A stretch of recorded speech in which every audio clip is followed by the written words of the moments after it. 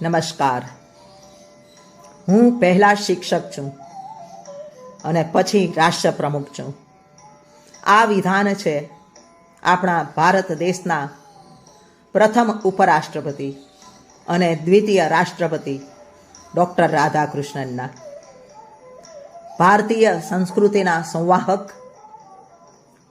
મહાન દાર્શનિક, પ્રખ્યાત શિક્ષણવિદ, પ્રખર રાષ્ટ્રભક્ત, બહુમુખી પ્રતિભાના ધની ડૉક્ટર રાધાકૃષ્ણનની આજે 5મી સપ્ટેમ્બરે જન્મજયંતિ છે અને તે નિમિત્તે હું તેમને મારા શતશત પ્રણામ કરું છું.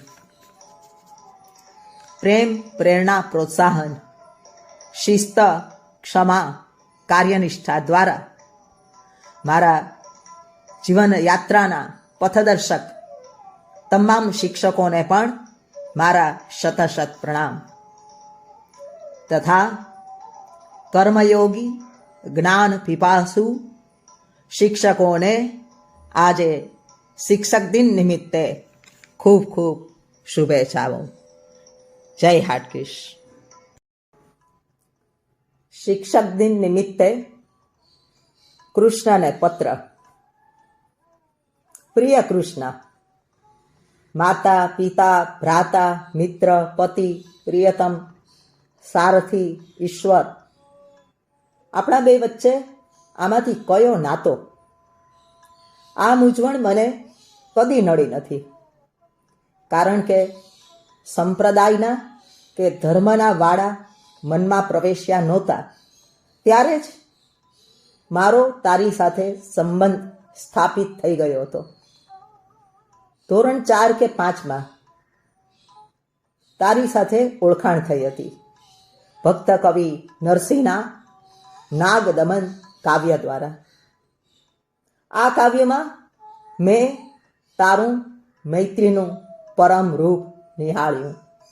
બસ તારું આ સનાતન શિશુ સ્વરૂપ મનમાં કબજો જમાવી ગયું અને મારો તારી સાથેનો સંબંધ સ્થપાઈ ગયો, જે આજ સુધી ટકી રહ્યો છે.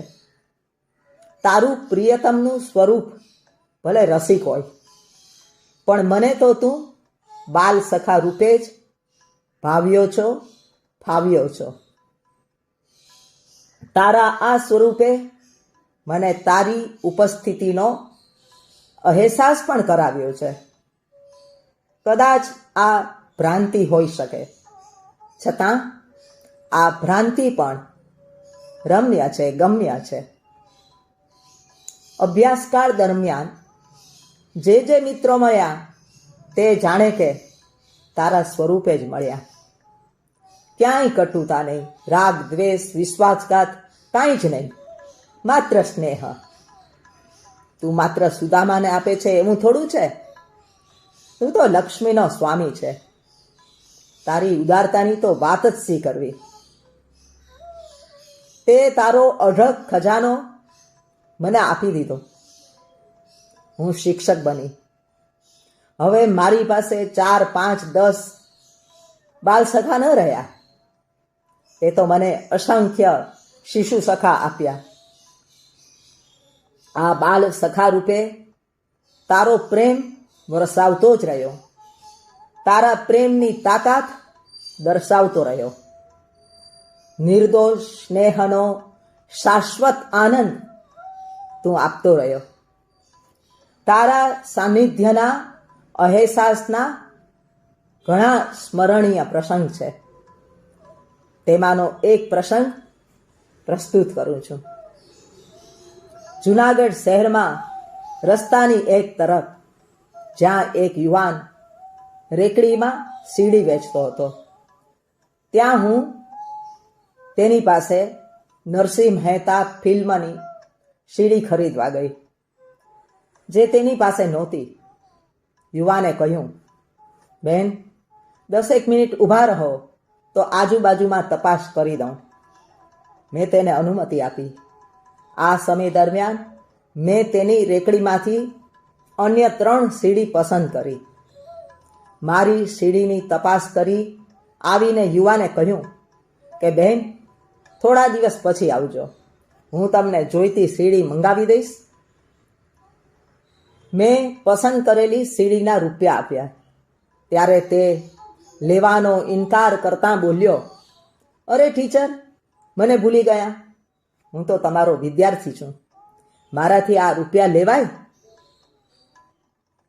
રાત દિવસ રેકડી પર ઊભા ઊભા પેટીયું રડતા આ વિદ્યાર્થીના નેત્રોમાંથી નીતરતો સ્નેહ, હૈયામાંથી ઉદ્ભવતી આદર ભાવના અને મુખમાંથી વહેતી કૃતજ્ઞતાપૂર્ણ વાણીએ મને અવાક બનાવી દીધી.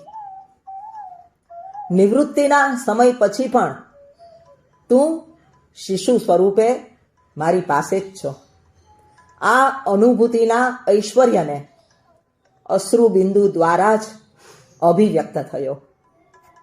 પ્રિય બાલ સખા, ભક્તોએ, વિદ્વાનોએ, મોટા મોટા સાહિત્યકારોએ તને પત્ર લખ્યા છે, તે મને ખબર છે. મારી મર્યાદાનો સ્વીકાર કરીને મેં તને આ પત્ર લખ્યો છે. અને ખરેખર તો આ પત્ર દ્વારા હું તારી પાસે આજે માગવા આવી છું. મિત્ર, વિશ્વના યુવાનોમાં તું પ્રવેશી જા અને રચી દે આવી મારા વિદ્યાર્થીએ જે કરેલી છે તેવી કૃતજ્ઞતાની ભાવના, અને મિટાવી દે આતંકવાદના અસુરને, અને સર્જાવી દે સર્વત્ર મિત્રતાના લીલાછમ વૃંદાવન. એક પરિતૃપ્ત નિવૃત્ત શિક્ષક પ્રચેતા.